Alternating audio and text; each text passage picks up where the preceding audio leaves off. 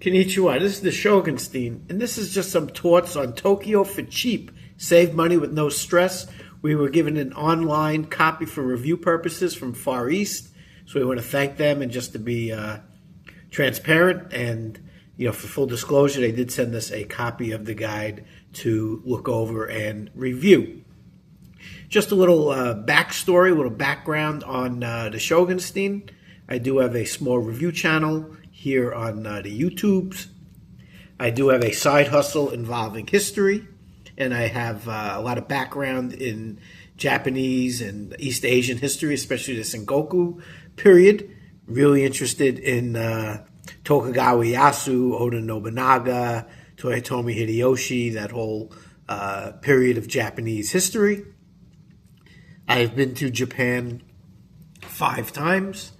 4 times I went between 1996 and 2003. Then there was a long gap. And then this past summer of 2026, I went back to Japan for 8 days. And this time I was with Mrs. Shogunstein and Little Shogunstein, who hadn't been to Japan previously.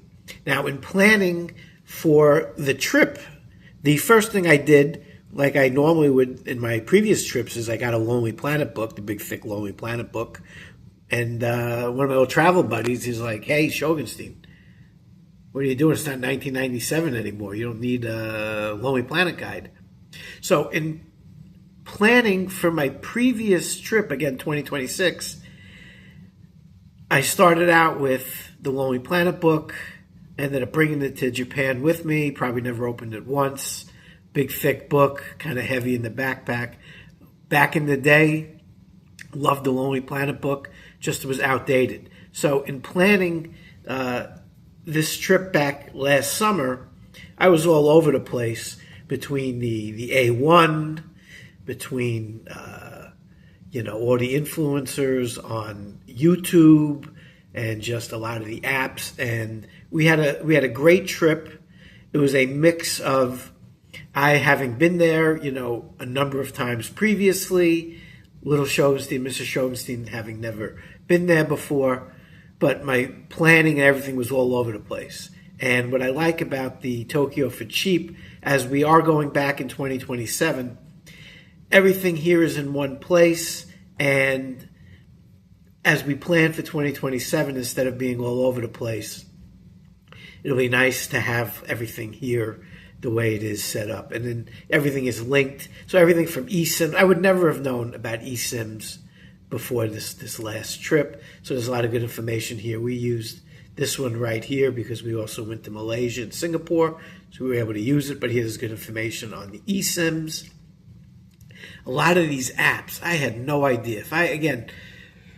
This is a great thing about this guide, that it goes through a lot of these apps. I have my friend Sugimoto-san in Japan who helped me out with in terms of knowing about the Suica card. And again, there are a lot of YouTubers, but again, I don't know who's paid and who's not paid. There are some that seem to be better than others, but again, everything was all over the place. And luckily, kind of by accident, I learned about the Shinkansen, the EX app, Suica, again, Sugimoto-san help me out.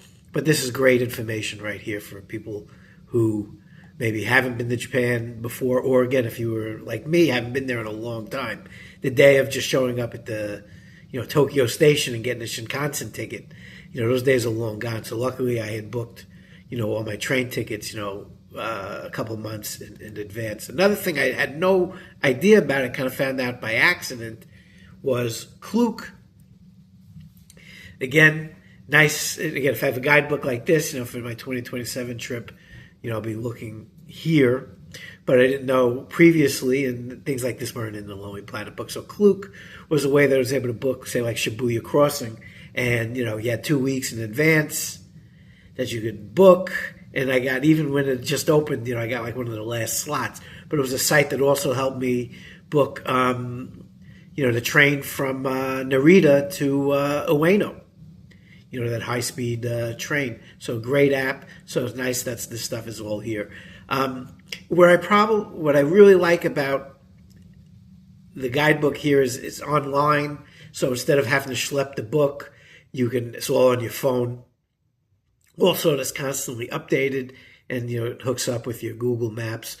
On this last trip, probably where we lost the most time was looking for places to eat. There's just so many places to eat in Tokyo, Kyoto, where we were. We were overwhelmed. So again, here they have a lot of insider spots, places to go to make your trip a lot easier.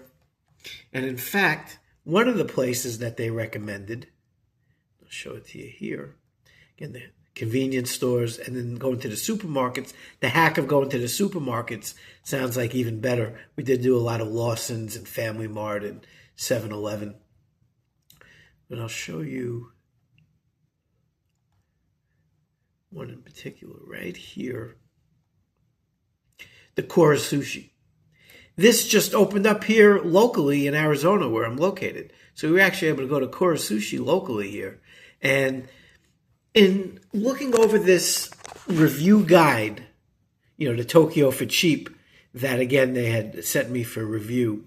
When I was looking at it, I was in a public place, and as I was looking over it, two people who hadn't been to Japan but were planning trips, they came over to see what I was doing. And then a third person who was actually Japanese came over. So it was interesting to go through all the things in the guide here. And again, I'm an experienced, I'm again, with my side hustle in history, I know a lot about Japanese history, Japanese culture. So I'm experienced. I've been there 5 times already. Obviously, the person who's from Japan knows a lot about Japan. And then we had 2 people that were, new to going to Japan. And we all were having a lot of fun and learned a lot going through the various sections in the guide with all the different hints, places to stay, all the apps, how to book tickets, the hidden spots. So very convenient. And again, instead of having to carry all these things and put things in the backpack, all goes on your phone. So make sure you get an eSIM, and again, they have the information in here for the eSIM. And this is the way to do it. This is the way to travel. So for 2027, and again, this guy's even going to get more updated, and it's going to be even better. So I really enjoyed this. And again, what I found is in planning, because we're going back 2027, and doing my planning, I'm finding stuff for me, someone that's into the history, someone that's been to Japan before. So I was looking for very, kind of a deep track, B-side kind of place, because I've been there before, and I have an interest in a certain time period in history. There are things that I want to do. Mrs. Shogunstein, she wants to go to shop and buy, different matcha flavored Kit Kats and that kind of thing. So she's looking to shop. Little Shogunstein's younger. He likes the anime. He likes, that aspect of the culture, the video games. He's doing something else. And I found that this guide provided for all that. Someone experienced like me was able to find things, and then for them. And then plus, again, the 2 people who hadn't been to Japan enjoying the guide, and then the person who's from Japan who was pointing out some of the things in here and agreeing with the things and knew some of these restaurants. So very nice guide. I appreciate them for sending us this copy for review purposes. And again, we're going to go back in 2027, and it's just, it's very well laid out. Everything, the links are very easy to use. And there's just all kinds of good information that I wish I had for this last trip,